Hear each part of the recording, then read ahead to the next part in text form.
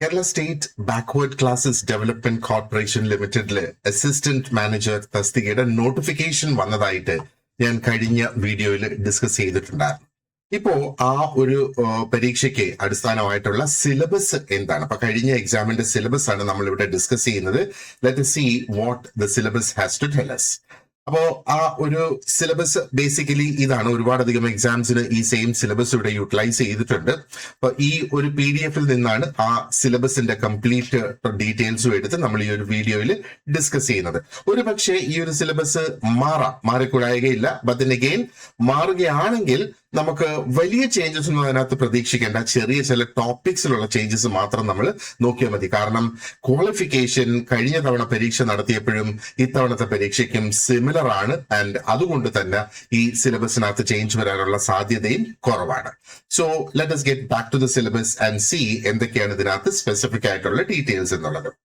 Syllabus നമ്മൾ നോക്കിയാൽ നമുക്ക് കാണാം അത് 2 പാർട്സ് ആയിട്ട് ഡിവൈഡ് ചെയ്തിരിക്കുക. ആദ്യത്തെ പാർട്ടിൽ 10 മോഡ്യൂൾസ് ഉണ്ട് ആൻഡ് 80 മാർക്കിന്റെ ക്വസ്റ്റ്യൻസ് ആണ് ഈ 10 മോഡ്യൂൾസിൽ നിന്ന് വരിക.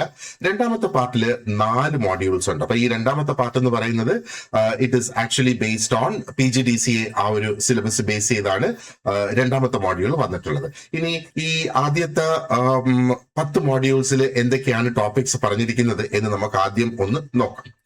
So here is module 1. 8 മാർക്കിന്റെ ചോദ്യങ്ങളാണ്. നോക്ക്, മൊത്തം 10 മോഡ്യൂൾസ് ഇവിടെയുണ്ട്. 8 മാർക്കിന്റെ ചോദ്യം വീതം ഓരോ മോഡ്യൂളിൽ നിന്ന്. അപ്പൊ പാർട്ട് 1 നിന്ന് 80 മാർക്കിന്റെ ക്വസ്റ്റ്യൻസ്, അതായത് 80 മൾട്ടിപ്പിൾ ചോയ്സ് ക്വസ്റ്റ്യൻസ് അവിടെ നിന്ന് വരും.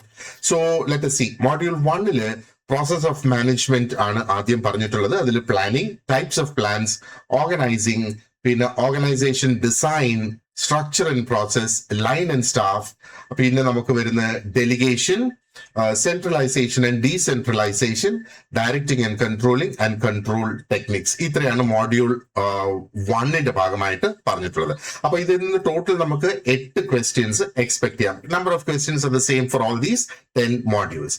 രണ്ടാമത്തെ മോഡ്യൂൾ നോക്കിയാൽ again കമ്മ്യൂണിക്കേഷൻ പ്രോസസ് ആണ് ഇതിനകത്ത് പറഞ്ഞിട്ടുള്ളത്. അപ്പൊ factors affecting communication, channels of communication, barriers to effective communication, improving interpersonal and organisation communication. 8 ചോദ്യങ്ങൾ ഇതിൽ നിന്നും ഉണ്ടാകും. ഇനി മൂന്നാമത്തെ മോഡ്യൂൾ നമ്മൾ നോക്കിയാൽ ഫിനാൻഷ്യൽ സ്റ്റേറ്റ്മെന്റ്സ്. എന്താണ് ഫിനാൻഷ്യൽ സ്റ്റേറ്റ്മെന്റ്സ്, അതാണ് അതിന്റെ meaning, objectives of financial statements, structure and contents of financial statements, profit and loss account and balance sheet. ഇതിലും 8 ക്വസ്റ്റ്യൻസ് ആണ് നമുക്ക് പ്രതീക്ഷിക്കേണ്ടത്. നാലാമത്തെ മോഡ്യൂളിൽ techniques of financial statement analysis ആണ് ഇതിനകത്ത്. അപ്പോ റേഷ്യോ അനാലിസിസ്, ഇപ്പൊ പ്രോബ്ലംസും അവിടെ ഉണ്ടാകും എന്നാണ് ഇവിടെ പറഞ്ഞിട്ടുള്ളത്. Types of ratios to understand the financial status and performance of an organization, അതേപോലെ ratios and their uses. അപ്പൊ ബേസിക്കലി ഫിനാൻഷ്യൽ സ്റ്റേറ്റ്മെന്റ് അനാലിസിസിന്റെ ടെക്നിക്സ് ആണ് 8 ചോദ്യങ്ങൾ തന്നെയാണ് ഇവിടെ നിന്നും വരിക. അഞ്ചാമത്തെ മോഡ്യൂൾ നോക്കിയാൽ role of operations capacity planning, aggregate production planning methods, quality, പിന്നെ dimensions, cost of quality, total quality management. TQM total quality management ആണ് TQM. അതിനുള്ള ടൂൾസും ഇവിടെ പറഞ്ഞിട്ടുണ്ട് അല്ലെ. പിന്നെ benchmarking, kaizen, employee empowerment, JIT, quality management systems. അതിനകത്ത് ISO 9000 നോക്കാൻ പറഞ്ഞിട്ടുണ്ട്, ISO 14000 ആൻഡ് ഓൾസോ BIS നോക്കാനായിട്ട് നമ്മളോട് ആവശ്യപ്പെട്ടിട്ടുണ്ട്. ആൻഡ് ഷോർട്ട് ടേം സ്കെഡ്യൂളിംഗ് അതെന്താണ് എന്നും നമുക്ക് മനസ്സിലാക്കേണ്ടതായിട്ടുണ്ട്. ഇനി അഞ്ചാമത്തെ മോഡ്യൂളിൽ വീണ്ടും 8 ക്വസ്റ്റ്യൻസ് ആണ് ഇതിൽ നിന്ന് വരിക. Production planning and control, materials management. അതിനകത്ത് inventory control techniques, purchase decision, MRP1, MRP2, ERP. Now make or buy decision, പിന്നെ vendor management, supply chain management, drivers of supply chain performance and supplier performance appraisal. ഇത്രയാണ് ആറാമത്തെ മോഡ്യൂളിലുള്ളത്. ഇനി ഏഴാമത്തെ module നോക്കുകയാണെന്നുണ്ടെങ്കിൽ forecasting and planning. Okay, for forecasting methods, factors affecting forecast, materials planning, materials cycle and flow control systems, materials budget, പിന്നെ purchasing organization, duties of purchasing department, centralized and localized purchasing, അതേപോലെ purchasing policies, budgets, methods of purchasing, buying factors, source selection, source development, make or buy decision ഇവിടെയും വരുന്നു. Okay, ഇനി module 8 വീണ്ടും 8 questions ആണ് ഇതിനകത്ത് നിന്ന് വരിക. Legal aspects of purchasing, okay, imports and exports policy, lead time analysis, purchasing and quality assurance. പിന്നെ നമുക്ക് ഇന്റർനാഷണൽ പർച്ചേസിംഗ് വരുന്നുണ്ട്, പർച്ചേസിംഗ് പ്രൊസീജിയേഴ്സ് ആൻഡ് റെക്കോർഡ്സ്, അതിൽ requisition, purchases order follow up and expediting systems, receipt and inspection. ഇത്രയാണ് module 8 വരിക. Module 9 വീണ്ടും 8 ചോദ്യങ്ങളാണ് നമുക്കുള്ളത്. അതിൽ defining the project strategy, stakeholder analysis, project plan, project scope statement, the WBS, അത് work break down structure. ഇത്രയാണ് നമുക്ക് module 9 8 ചോദ്യങ്ങൾ തന്നെയാണ് ഇവിടെ നിന്നും വരിക. ഇനി മോഡ്യൂൾ 10 നമ്മൾ നോക്കിയാൽ വീണ്ടും 8 മാർക്കിന്റെ ചോദ്യങ്ങൾ ഇവിടെ നിന്ന് വരുന്നത്. ഡിഫൈനിങ് ആൻഡ് അസൈനിങ് റെസ്പോൺസിബിലിറ്റീസ്, അതിൽ ഇൻട്രൊഡക്ഷൻ ടു പ്രോജക്ട് സ്കെഡ്യൂളിംഗ് ഇവിടെ വരുന്നു, project scheduling basics and advanced, അതേപോലെ പ്രോജക്ട് മോണിറ്ററിംഗ്, പ്രോജക്ട് റിപ്പോർട്ടിംഗ്. അപ്പോ MBA റിലേറ്റഡ് ആയിട്ടുള്ള ടോപ്പിക്സ് തന്നെയാണ് നമുക്ക് കാണാം ഈ 10 മോഡ്യൂൾസിലും നമ്മൾ കണ്ടിട്ടുള്ളത്. ഇനി ഇതിന്റെ മറ്റൊരു ക്വാളിഫിക്കേഷൻ PGDCA ആണ് പറഞ്ഞിട്ടുള്ളത്, അല്ലെ? അപ്പോ അതാണ് പാർട്ട് 2 വരിക. പാർട്ട് 2 4 മോഡ്യൂൾസ് ആണുള്ളത്.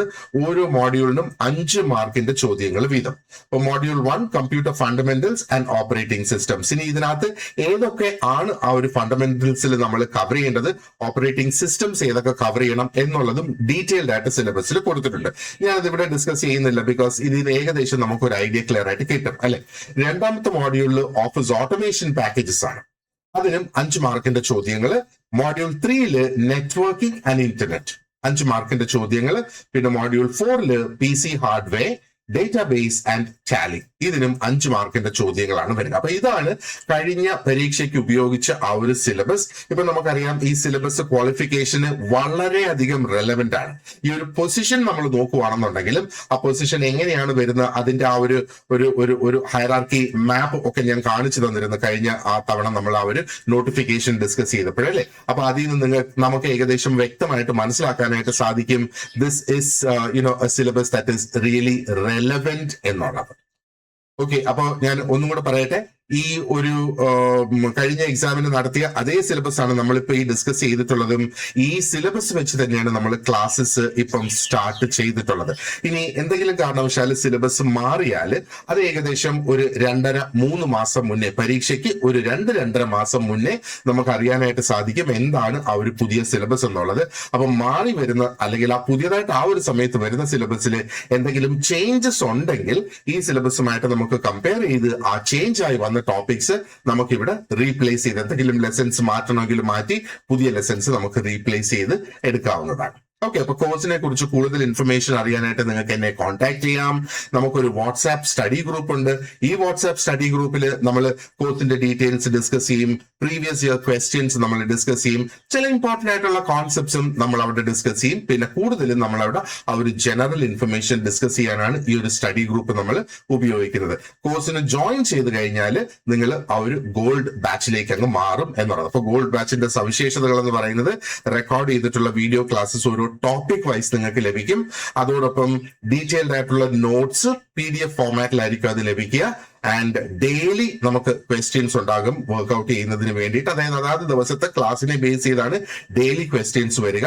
ആൻഡ് വീക്ക്ലി ഒരിക്കൽ ഒരു ടെസ്റ്റ് നമ്മൾ കണ്ടക്ട് ചെയ്യും. ഓൺലൈൻ ആയിട്ടാണ് ഈ ടെസ്റ്റ് കണ്ടക്ട് ചെയ്യുന്നത്. ആൻഡ് ആ ടെസ്റ്റിന്റെ റിസൾട്ട്സിനെ ബേസ് ചെയ്ത് ഒരു ഡാഷ്ബോർഡ് നമ്മൾ ക്രിയേറ്റ് ചെയ്യും. ആ ഒരു ഡാഷ്ബോർഡിൽ നിങ്ങൾക്ക് നിങ്ങളുടെ തന്നെ സ്വന്തം പെർഫോമൻസും where you stand compared to others in the class എന്നുള്ളതും ഒക്കെ നമുക്ക് മനസ്സിലാക്കാനായിട്ട് സാധിക്കും ഈ ഒരു ഡാഷ്ബോർഡിലൂടെ. അപ്പൊ കോഴ്സിന്റെ കൂടുതൽ ഡീറ്റെയിൽസ് അറിയാനായിട്ട് please contact me on the number on the screen. ഈ സെയിം നമ്പർ ഞാൻ ഈ ഒരു വീഡിയോയുടെ ഡിസ്ക്രിപ്ഷൻ ബോക്സിലും കൊടുത്തിട്ടുണ്ട്. So thank you very much for watching this video and you have an excellent day. See you in class.